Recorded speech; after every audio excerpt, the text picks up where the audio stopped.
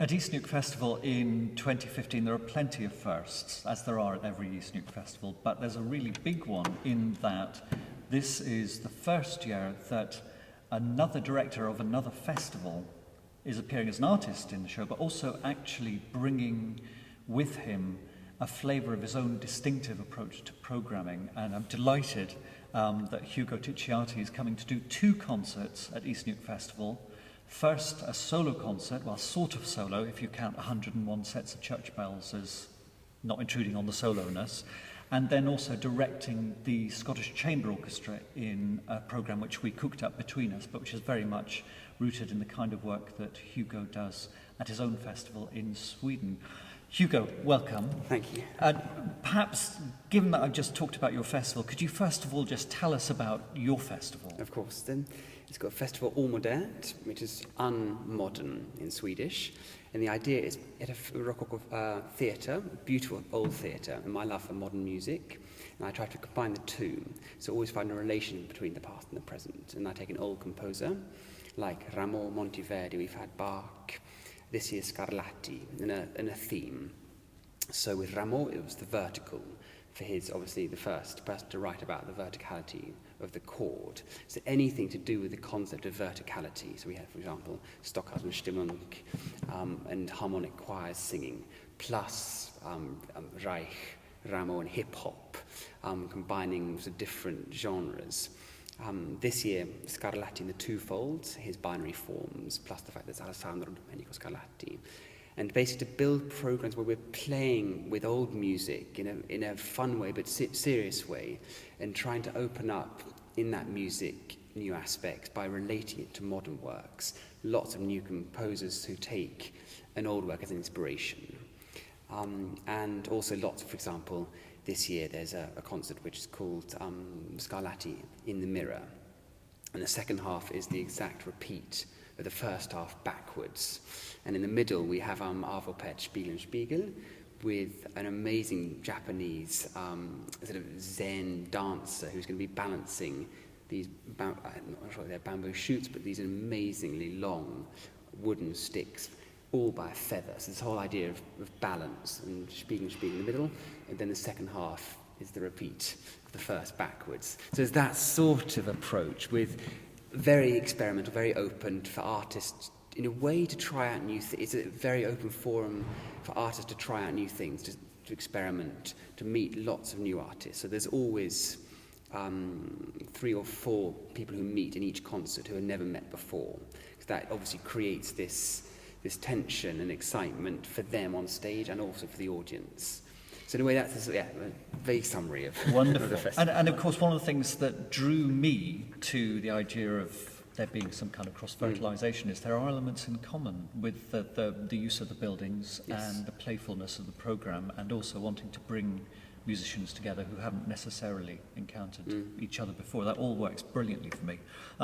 But I don't know if you remember one of our early conversations. I had a particular church in mind, which is not actually anywhere near as big even as this one. It's a tiny little church in the Woodland Dell called Donino Church.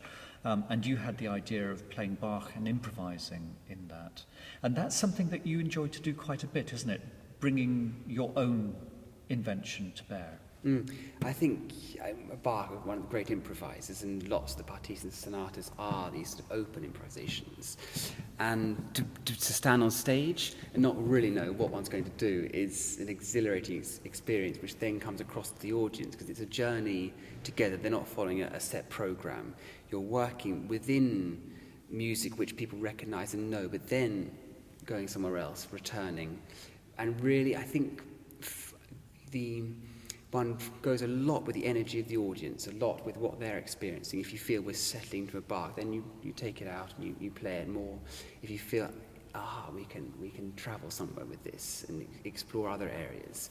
And some people obviously think, one can't mess about with Bach like this. And I also respect that. But for me, I think it's a way of dealing with the most wonderfully spiritual music in an open-minded, very in the present way. So one's totally present to what the music is saying, but not bound possibly by the notes on the page. So in a way, that's how I feel that sort of programming. And how much are you responding to the building that's happening? It's a lot. The theatre in Sweden is very much it's an old Rococo theatre, and it's got an amazing atmosphere. And as soon as artists walk in, they think, "Whoa, this is very exciting." And you have all the backstage, all the pulleys and old style things, and straight away one can't ignore a space. One is in a space, one's receptive to any building. One responds as an artist, one plays differently, not just how long the acoustics are. But the light for me is something very important to react to the light. When I played in St. Magnus Cathedral last year, the incredible light came streaming in the middle of the concert, and I was able to change and respond to that. And that was just, you want to be open to light. I think is a wonderful element which is not used enough. Absolutely agree. But there is an agenda behind my question, of course, because what you're going to do at East Neuk Festival is to go from this gorgeous, tiny little kind of hermitage of a church, which is Danino, to a venue that we're very excited about, which is basically a functioning potato barn in the Cambo estate, which has become the place where we can do larger scale things, because nearly all of our venues are really quite small scale, whereas this will take 500 people easily, and also allow us to put fewer audience in, but to use the space more imaginatively or do whatever we want. Now, you've put together a very distinctive programme for that. Could you talk just a bit about the programme and how you think it's going to work? Yeah, well, it's this idea of old and new. And the first piece by Lera Auerbach is based on Pergolesi's Stabat Mater. It's a short work for viola, violin solo, vibraphone, and string orchestra. And basically, what I'm doing with the Bach a few days before, Lera Auerbach has done with Pergolesi, but written form and performed as she's written. So she takes selections from the Stabat Mater and then weaves it into modern sections back into the Pergolesi, and it's basically a dialogue. The whole idea is having a dialogue with the past. So that piece sums up the concept of the festival and why we're sort of interested in what we're doing together. And then the second thing we're doing is obviously a Vivaldi Four Seasons, which is a popular state diet, but mixing with Piazzolla, again, a piece which a fantastic arrangement by Desiatnikov. So we're mixing those two, and we haven't quite discussed this yet, but a possible addition to the Four Seasons. I'm still a fifth season, not a fifth season, but it's something I'm still that program. I'm leaving the exact shape of that. I don't know yet. It's something I want. Lots of the programs, it's for me. There's an idea, it stays there, and then one morning it's suddenly that's what it is. I don't like to push out which movements and all of that too early. So I'm still letting that just swim around and have a few ideas there to insert between the Piazzolla and the Vivaldi and to stream them into one another, with the orchestra possibly improvising together. But it's something, again, which might, obviously, to meet with the orchestra and see what they alight on, what their interests are. And I think that's, when one goes to play with an orchestra, it's also very important to gauge where they are and what they thrive in. And so one can sort of create something together very live and not just come with, this is what we're doing, now let's practice, but really come open and have a flexibility when you come, and so things can live in a different way.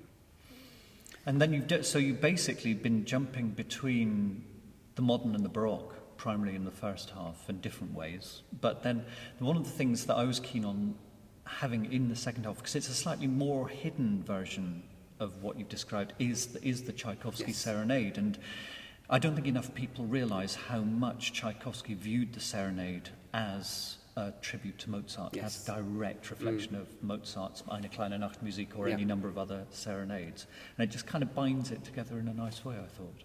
Definitely. I think, and also before the Tchaikovsky, I'm leaving open to see. Before I met the orchestra, I'm not sure what we're going to do, but again, it's something which will be a surprise for everyone involved, not just for me, but for the audience, everyone, and for you. Hopefully. Another first, Hopefully a nice surprise. But again, I think the openness of the concert for me, openness of, because when one approaches something not having decided and put everything in a box, things can happen, and that I think is one of the excitements about music, living in the sound, in the present. Thank you.